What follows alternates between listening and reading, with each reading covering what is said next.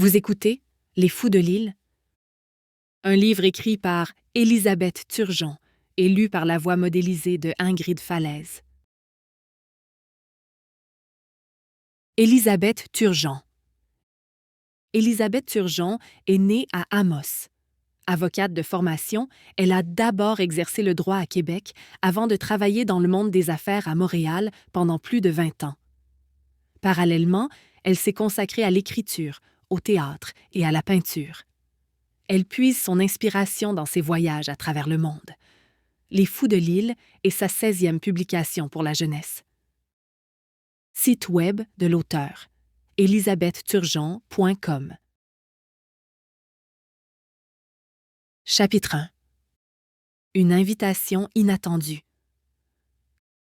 Camille relut le courriel qu'elle venait de recevoir.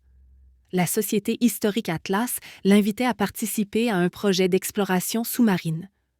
Paul Demers, l'expéditeur du message, ne donnait pas plus de détails. Il lui demandait seulement de communiquer avec lui dans les plus brefs délais. Elle réfréna l'envie de lui écrire sur le champ. Le bon sens lui dictait d'effectuer d'abord une recherche sur l'auteur du message et sur l'entreprise qui l'employait. Un site Internet apparut en tête de liste des résultats et Camille put y lire la description suivante. Fondée en Allemagne, la Société historique Atlas a pour principal objectif d'intéresser ses membres ainsi que la communauté internationale à l'histoire des civilisations anciennes. Elle encourage la recherche et la diffusion des connaissances scientifiques. Grâce à de généreux donateurs, elle est en mesure d'organiser et de mener à bien des fouilles archéologiques aux 4 coins du monde. Suivaient des renseignements plus précis sur ce groupe, ainsi que la liste de ses administrateurs, de leur formation et de leur expérience professionnelle. Camille consulta ensuite les 3 premières publications de l'entreprise qui traitaient de sujets qui l'intéressaient. Les pouvoirs publics et la sauvegarde du patrimoine, une cité romaine enfouie sous la terre et le mystère des lignes de Nazca. Satisfaite de ce qu'elle venait de lire, elle quitta son bureau pour s'installer à la cuisine. Ce n'était que la fin de juin et, déjà, Montréal se retrouvait en pleine canicule. Elle déposa son ordinateur sur la table et ouvrit grande la porte qui menait à la cour pour laisser entrer un peu d'air. Après quoi, elle appela ce monsieur Demers. « Bonjour, Madame Charlebois. J'attendais votre appel. J'irai droit au but.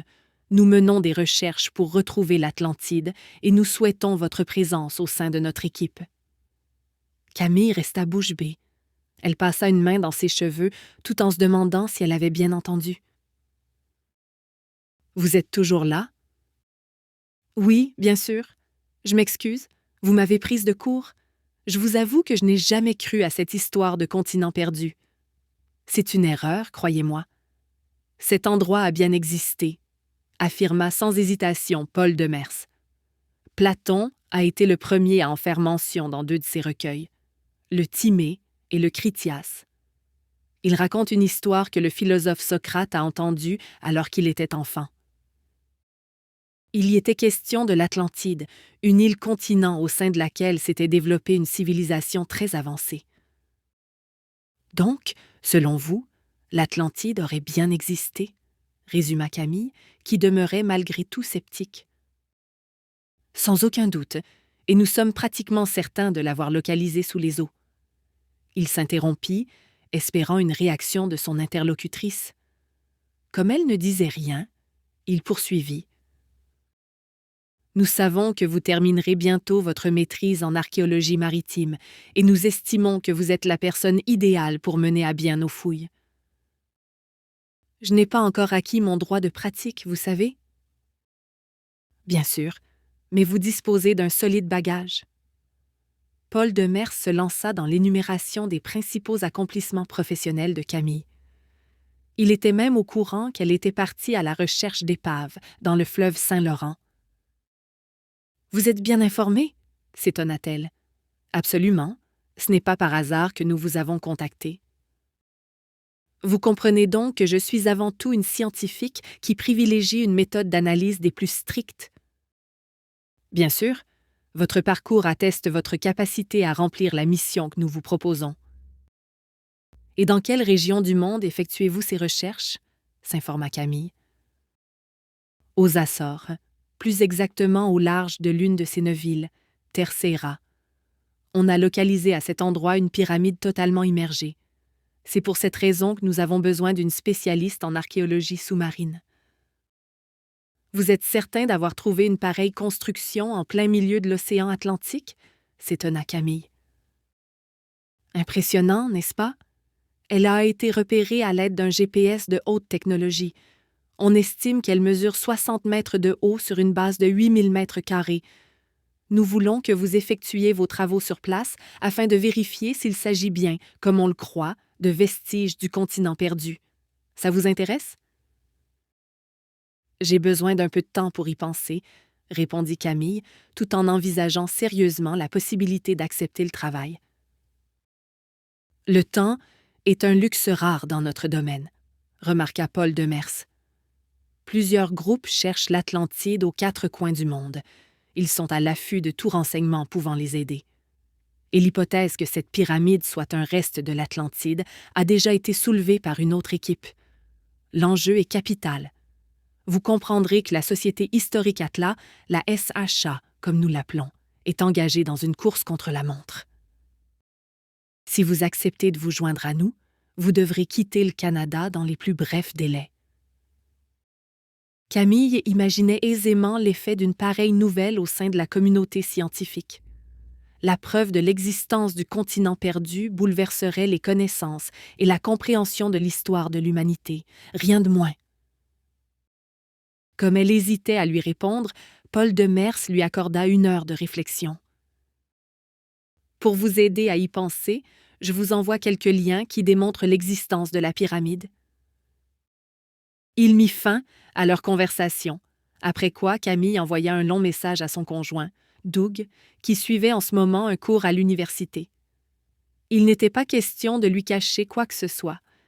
Ils vivaient ensemble depuis 4 ans et ses décisions le concernaient directement. Elle était curieuse de connaître son opinion sur son possible départ pour participer à la recherche de l'Atlantide. 30 minutes plus tard, il ne l'avait pas encore jointe et elle hésitait toujours. Irait-elle ou non travailler sur ce projet d'exploration sous-marine? En attendant, elle jeta un coup d'œil au site de la Société historique Atlas. Un album photo regroupait de très beaux clichés pris au cours de fouilles archéologiques. Camille consulta ensuite les hyperliens que lui avait envoyés M. Demers. Elle ne connaissait aucun des auteurs des contenus mis en ligne, mais elle prit tout de même connaissance des informations qui y figuraient. Il lui restait encore à téléphoner à l'un de ses professeurs, qui voue un intérêt particulier pour les civilisations disparues. « Je m'excuse de vous importuner, Monsieur Tran. Je n'ai pas le temps d'approfondir le sujet et j'ai besoin d'une réponse rapide. » Elle aurait préféré ne pas le déranger, mais il était la personne la plus fiable pour lui donner l'heure juste. « Je vous ai dit en classe que vous pouviez m'appeler en tout temps. Je t'écoute, Camille. » « L'Atlantide a-t-elle vraiment existé? » résuma Camille d'un trait. Elle avait été distraite par un appel de son père qui entrait en même temps sur son téléphone. « J'imagine qu'il va laisser un message, » se dit-elle. À l'autre bout de la ligne, son professeur riait. Elle en fut presque vexée. Elle soupira à la perspective que M. Tran allait prendre tout son temps. Il était d'une lenteur désespérante. « Platon a évoqué un souvenir de jeunesse de Socrate, » commença-t-il enfin. Ce philosophe grec prétendait que l'Atlantide était située au-delà du détroit de Gibraltar. Cette théorie a été oubliée, et l'idée de l'Atlantide n'a été relancée qu'à la fin du 19e siècle par des amateurs de mystère. Jules Verne, entre autres, s'en est inspiré dans son roman 20 000 lieues sous les mers. C'est vrai, je m'en souviens maintenant. Le capitaine Nemo l'a fait visiter à son invité. Mais ça ne prouve rien, songea-t-elle après coup. Elle s'arma de patience pour attendre la suite.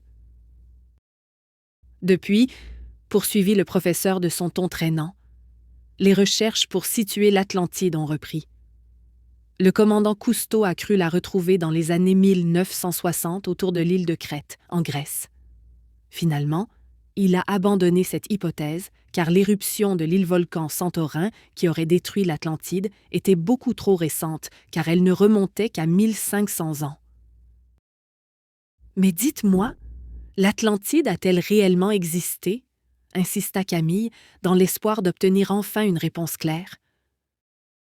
Peut-être que oui, peut-être que non. Jusqu'à présent, personne ne l'a prouvé. Pourquoi t'intéresses-tu à cette question? Camille regarda l'heure. Chaque minute comptait avant l'appel de Paul Demers. Je vous expliquerai une autre fois. Merci de votre aide, Monsieur Tran. Elle raccrocha, posa ses coudes sur la table et enfouit sa tête dans ses mains. Elle n'était guère plus avancée. Quoique son professeur avait mentionné 2 éléments intéressants. D'abord, l'histoire avait été racontée en Grèce. Ensuite, l'Atlantide aurait été située de l'autre côté du détroit de Gibraltar, ce bras de mer qui sert de passage entre le Maroc et l'Espagne, et les Açores sont justement situés dans l'océan Atlantique et au-delà du détroit de Gibraltar. Ce qui concorde avec les écrits de Platon. C'est mince, mais c'est un début, se dit-elle. Un violent coup de tonnerre la fit sursauter. Elle se leva pour fermer la porte de la cuisine. La pluie et le vent s'engouffraient déjà dans la pièce. Au moins, cet épisode de canicule était enfin derrière eux. La sonnerie de son cellulaire la sortit de ses pensées. C'était Paul Demers. Son cerveau bouillonnait toujours. Elle en éprouvait presque une sorte de vertige qui lui rappelait la fois où elle avait dû s'aventurer sur un pont de corde suspendu au-dessus du vide. « Rebonjour. Je suis curieux d'entendre votre décision, Madame Charlebois. Je n'ai pas besoin de vous dire que nous espérons une réponse positive. » Camille retint son souffle. Elle n'était pas parvenue à effacer complètement ses inquiétudes. Mais d'un autre côté, cette aventure la fascinait au plus haut point. Après tout, c'est l'attrait de l'inconnu qui l'avait poussée à étudier l'archéologie sous-marine. Et si l'explorateur océanographique Jacques-Yves Cousteau avait cru à l'Atlantide suffisamment pour la chercher, c'est que l'idée n'était peut-être pas si folle. « C'est d'accord, j'accepte, » répondit-elle, sans plus hésiter. Alors, ils s'entendirent sur les détails entourant sa participation au projet ainsi que sur le montant de ses honoraires. On ne lui avait jamais proposé autant d'argent pour retenir ses services.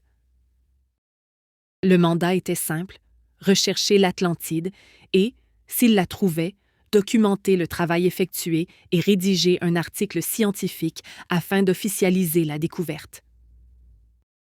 Elle raccrocha et texta aussitôt à son conjoint qu'elle se préparait à partir aux Açores à la recherche de l'Atlantide. Elle sourit en imaginant sa tête quand il lirait son message. Et il aurait raison. L'expérience qu'elle s'apprêtait à vivre s'annonçait pour le moins intrigante, mais elle était en paix avec sa décision. Le vertige qu'elle avait ressenti plus tôt avait complètement disparu, et elle était emballée à l'idée de répondre à l'interrogation soulevée par la Société historique Atlas. La pyramide enfouie sous les eaux au large de Terceira appartenait-elle ou non au continent perdu? Elle poursuivait des études en archéologie sous-marine justement dans le but d'analyser les vestiges du passé. Elle serait bien servie dans cette quête de l'Atlantide. Chapitre 2. Un danger imaginaire. Camille attendait toujours une réponse de Doug lorsqu'elle l'entendit frapper à la porte avant. Quand elle ouvrit, sa sœur Billy et son frère Thierry pénétrèrent en trombe dans l'appartement. « Mais que faites-vous là ?» demanda-t-elle en les voyant se décharger de leur gros sac à dos. Son père apparut à leur suite, le visage triste et l'air particulièrement abattu. « Ça ne va pas, papa? » Mon frère Charles a eu un accident à Sydney. Il était là en voyage d'affaires. Le taxi qui le conduisait de l'aéroport à son hôtel est entré en collision avec un camion. C'est l'hôpital qui m'a appelé. Ils m'ont donné peu de détails. Je sais seulement qu'il est toujours inconscient. « J'espère que sa vie n'est pas en danger, » espéra Camille. « Et nous allons habiter avec toi, annonça Thierry. Elle se retourna et lui sourit. C'était un bel adolescent de 14 ans, aux yeux verts et aux cheveux châtains. Sans être très grand ni mince, il avait les épaules larges et les bras musclés. Il aimait le sport, et on le voyait à son allure souple et vive. « C'est cool de se retrouver », ajouta Billy. « Et c'est génial que tu aies déménagé au centre-ville. On pourra profiter des festivals sans prendre le métro. » Camille passa un bras autour de ses épaules en l'attirant vers elle. Sa sœur avait déjà 15 ans. Elle était tout son portrait en 10 ans de moins. De grandeur et de taille moyenne, elle avait les yeux très noirs, bordés de longs cils. Ses cheveux raides tombaient sur ses épaules quand elle ne les attachait pas. Son regard était gai et volontaire. Elle aimait les études et elle avait une curiosité naturelle pour la vérité. Par contre, Camille et sa sœur différaient totalement quand il était question de goût vestimentaire. Ceux de Billy étaient semblables à ceux de Thierry. Ils achetaient leurs habits dans des bazars et des friperies. Pour eux, il suffisait d'enfiler des couches dépareillées, en mêlant l'ajusté au démesurément grand et le court au long. « Je suis contente d'être ici », dit encore Billy. Camille savait qu'elle l'avait choisi comme modèle. Mais maintenant, cette visite impromptue tombait mal. Elle devait annoncer à son père qu'elle ne pouvait pas les prendre avec elle. « Allons à la cuisine, papa. Je te prépare quelque chose à boire et nous discuterons de tout ça. »« Non, je ne peux pas. Une voiture m'attend en bas. Mon avion décolle dans 2h30. J'aurais aimé t'avertir plus tôt, mais chaque fois que j'avais 1 minute pour t'appeler, je tombais sur ta boîte vocale. J'ai laissé un message, je crois. Tu imagines que j'avais beaucoup à faire pour organiser mon déplacement. »« Zut !» pensa Camille. « J'avais vu qu'il tentait de me joindre et je n'ai même pas pris la peine d'écouter ce qu'il avait à dire. » Son père allait partir quand elle le retint. « Donne-moi 1 minute. Tu n'as pas quelqu'un d'autre à qui les confier? Et si maman rentrait au pays? » Leur mère, Anne Baudouin, était une archéologue de notoriété mondiale. Camille regretta aussitôt sa formulation maladroite en voyant Thierry serrer les mâchoires et Billy tourner nerveusement une mèche de ses cheveux sur son index. Elle les avait blessés. Son frère le confirma. « Tu parles de nous comme si on était des paquets que tu ne souhaites pas avoir chez toi. » Camille allait répondre à Thierry quand son père l'interpella. « Anne a été appelée en Égypte de toute urgence. On avait besoin de ses compétences pour identifier une trouvaille sur un site archéologique. Écoute, ne fais pas l'enfant. Je ne t'ai pas demandé souvent de service, mais maintenant, c'est important. » La jeune femme le rassura. « D'accord, ne t'inquiète pas pour eux. Est-ce que leurs passeports sont toujours valides? »« Oui, » lança Billy. « On les a renouvelés pour partir en Israël avec maman. C'était il y a 2 ans seulement. »« Alors, c'est bon, » acquiesça Camille. « Papa, va rejoindre ta voiture et appelle-moi dès que tu as des nouvelles de ton frère. » Un sourire se moula sur son visage lorsqu'il embrassa ses 3 enfants avant de quitter l'appartement. Pendant que les jeunes s'installaient, Camille s'assit au salon pour réfléchir. Dans le bref échange qu'elle avait eu avec son père, l'idée de les amener avec elle avait traversé son esprit. Elle devait en discuter avec Paul Demers, quitte à renoncer à participer au projet s'il refusait leur présence aux Açores. Camille saisit le téléphone et le joignit immédiatement. « Une famille française loge à notre résidence avec leurs 2 enfants, Nina et Nathan. Ils ont le même âge que votre frère et votre sœur. Ils seront heureux de rencontrer des jeunes qui parlent leur langue, » le rassura son nouvel employeur. Camille raccrocha, soulagée. « Billy, Thierry, j'ai une grande nouvelle à vous annoncer. On va en voyage. »« Où partons-nous » crièrent les 2 adolescents. « Sur l'île de Terceira, aux Açores » répondit leur aîné. Les 2 restèrent muets d'étonnement. Camille connaissait déjà la question qui suivrait et la devança. C'est un archipel situé pratiquement à mi-chemin de l'Amérique et de l'Europe. Les 9 îles qui la forment appartiennent au Portugal. Billy et Thierry étaient excités à l'idée de quitter le pays. Ils étaient curieux de savoir ce qui les attendait au cours des prochains jours. Camille commençait à préparer ses bagages lorsque Doug rentra. « Je suis venu aussi vite que j'ai pu », lança-t-il, avant de l'embrasser. La pile de mon cellulaire était à plat. J'ai juste eu le temps de lire ton message et de passer à la bibliothèque. As-tu vraiment l'intention d'accepter ce contrat? Alors, tu n'as pas reçu mon deuxième texto? Alertés par les voix, Billy et Thierry apparurent dans l'entrée. « Salut, Doug », lui lança Thierry, suivi aussitôt par sa sœur. « Savais-tu que nous partions aux Açores avec Camille? Papa a dû s'envoler d'urgence pour l'Australie. » « J'ai ma réponse », dit lentement Doug, surpris de la rapidité avec laquelle son amoureuse avait pris sa décision. La nouvelle de leur départ précipité l'inquiétait. « Pouvez-vous nous laisser seuls ?» demanda Camille à Billy et à Thierry. « D'accord », acquiesça sa sœur, « mais à la condition que tu ne changes pas d'idée. » Ils disparurent et Camille entraîna son copain à la cuisine. « Café? »« Oui, s'il te plaît. » Tout en le préparant, elle mit Doug au courant de l'urgence familiale. Puis, elle aborda la question de son travail aux Açores. Il l'écouta avec une attention mêlée d'étonnement.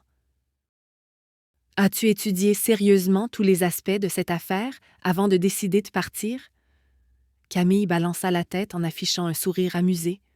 « Voyons, Doug, on m'offre un voyage toutes dépenses payées sur des îles portugaises. Je n'ai qu'à mettre mon drone à l'eau pour chercher l'Atlantide. Si je ne trouve rien, je ne trouve rien, c'est tout. Je n'aurais jamais raté ça pour tout l'or du monde. » Elle s'assit face à son amoureux, qui secouait la tête de gauche à droite. « Connaissant ton esprit scientifique, tu as sûrement hésité. Pour ma part, cette histoire de pyramide engloutie ne me dit rien qui vaille. Tu ne crois pas que tu aurais pu t'informer davantage avant d'accepter? » Peut-être, mais maintenant, il est trop tard. Je me suis engagée à faire ce travail. Aucune étude sérieuse ne démontre avec certitude que l'Atlantide a bel et bien existé, lui fit remarquer Doug.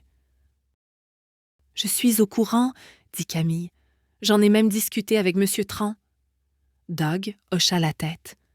Ce professeur lui avait aussi enseigné. C'était un érudit. Et que dit-il? Que Platon en a parlé dans ses écrits, mais qu'on n'en sait guère plus. Oui, admit Doug. Et Platon rapporte une histoire que Socrate a entendue alors qu'il était enfant. Elle se serait déroulée 9000 ans plus tôt. Socrate est né environ 470 ans avant notre ère. Additionne, on est à 9470 avant l'an 0. Ajoute un 2000 qui représente notre époque. Ça nous situe il y a plus de 11 000 ans. Il espérait que ce calcul sème un doute dans l'esprit de Camille. Pour lui, c'était impossible que l'Atlantide ait existé. Mais elle ne sembla pas impressionnée par ses compétences mathématiques, car elle enchaîna aussitôt. Platon précise que l'Atlantide aurait dominé le monde. Il était question d'une île au milieu de l'Atlantique, tout comme celle de Terceira, lui indiqua-t-elle. Je pense que nous avons des points de vue différents. Pour ma part, cette histoire ressemble à une fable, pour plusieurs raisons, mais surtout parce que, malgré de nombreuses recherches, personne n'est encore arrivé à déterminer son emplacement. Remarque, je n'écarte pas la possibilité que les gens qui t'engagent fassent mieux que les autres. Mais depuis des siècles, on se demande si les écrits de Platon n'ont pas simplement rapporté une légende. Ou au contraire, l'interrompit Camille, on pourrait croire que le philosophe a voulu donner des indices sur la localisation de cette contrée. Doug poussa un soupir de découragement. « Si je me souviens, continua-t-il, il y a 11 000 ans, nos ancêtres étaient encore des chasseurs-cueilleurs. Ce n'est que 1000 ans plus tard qu'ils sont passés à une économie basée sur l'agriculture. Je comprends où tu veux en venir. Ça paraîtrait presque impossible qu'une civilisation aussi développée que celle décrite par Platon ait pu cohabiter au même moment que des peuples primitifs. » Doug secoua la tête d'un air soucieux. « Et si tu entraînais Billy et Thierry dans une entreprise qui pourrait les mettre en danger? As-tu pensé à cette éventualité? » « Un danger imaginaire pour l'instant, » suggéra Camille. Sans plus un mot, Doug enfila ses chaussures de sport et sortit courir dans les rues du quartier. 1 heure plus tard, il était de retour à l'appartement. Camille, après avoir avisé son père et sa mère de leur plan, était affairée à dresser la liste du matériel qu'elle devait apporter aux Açores, tandis que sa sœur et son frère regardaient la télévision. Elle devait aussi récupérer le matériel qu'elle avait emprunté à son professeur. Doug reprit la discussion là où il l'avait laissée. Il y a des règles qui encadrent la pratique de l'archéologie au Québec, commença-t-il, sur un ton plus conciliant. En effet, répondit-elle, le droit d'exercice de la profession nécessite plus qu'un diplôme de maîtrise ou de doctorat. On doit aussi posséder un minimum d'expérience sur le terrain et en laboratoire. Et jusqu'à présent, ce que j'ai acquis n'est pas suffisant. Donc, le fait de participer à cette entreprise représente pour toi une occasion incroyable, en déduisit son ami. C'est le cas. Avec ce contrat, je pourrai accéder à un poste de technicienne de fouille et après quelques autres, j'aurai la possibilité de me qualifier comme assistante de chantier, puis de directrice d'un projet d'archéologie sous-marine. Je comprends un peu mieux ton empressement à accepter cette invitation. Je t'assure que ma curiosité scientifique a joué pour beaucoup dans ma décision. Cette tentative de retrouver l'Atlantide peut sembler a priori quelque peu farfelue, mais imagine un seul instant qu'ils aient raison. Qu'il y ait bien une pyramide au large de l'île de Terceira et qu'elle soit reliée au continent perdu. Savais-tu que même le commandant Cousteau a tenté de localiser l'Atlantide? Cette information éveilla la curiosité de Doug. Enfin, je lisais ses livres et je visionnais ses documentaires, poursuivit Camille. Moi aussi, renchérit Doug, souriant au souvenir des reportages passionnants qu'il avait vus à la télévision. C'est Cousteau qui m'a d'abord donné l'envie de me spécialiser en archéologie sous-marine, et plus tard, une publication du National Ocean Service m'a appris une chose étonnante. L'organisation qui est entre autres responsable de la préservation des écosystèmes des côtes, vérifia Doug. Exact. L'article en question rapportait que plus de 95% des océans de la Terre étaient encore inexplorés. Alors, j'ai eu envie d'explorer le ventre de la planète. Et comme le travail de ma mère me captivait, j'ai mis ensemble ces 2 pôles d'intérêt pour étudier l'archéologie maritime. Son amoureux semblait enfin adhérer à son choix. Camille en profita pour appuyer son argumentation. Suppose que je sois aux premières loges pour assister à cette découverte extraordinaire. Ça signifierait que le chapelet d'îles que forment les Açores cacherait l'endroit fabuleux que des milliers de personnes ont tant voulu trouver. Doug secouait la tête. Vu comme ça, peut-être que tu as raison. Le pire qui peut arriver, c'est que tu rentres bredouille, et tu auras quand même une nouvelle expérience à ton curriculum vitae. Tu as tout compris. Elle le fixait, sourire en coin. « Pourquoi fais-tu cette tête ?» lui demanda-t-il. « Sais-tu à qui tu ressembles de plus en plus avec cette barbe ?» Elle avait encore un peu de difficulté à s'habituer à son nouveau look. « Dis toujours. » À Idris Elba, l'acteur britannique qui a tenu le rôle de Nelson Mandela. « Mais il me semble que ma peau est plus noire que la sienne. Je suis si beau que ça, » ironisa Doug.